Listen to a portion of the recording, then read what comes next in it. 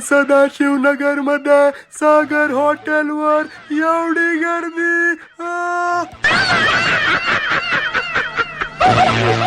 इथं एवढं भारी मटण मिळतं हे तुम्ही मला आधी का नाही सांगितलं? या हॉटेलात सगळा मसाला घरगुती वापरलेला असतोय.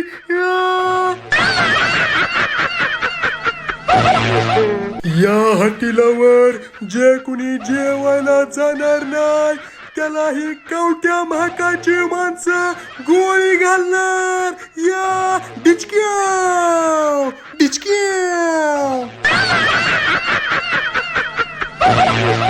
जेवण करून आल्यावर सगळ्यांनी कमेंट करायची नाहीतर गोळी घालेन.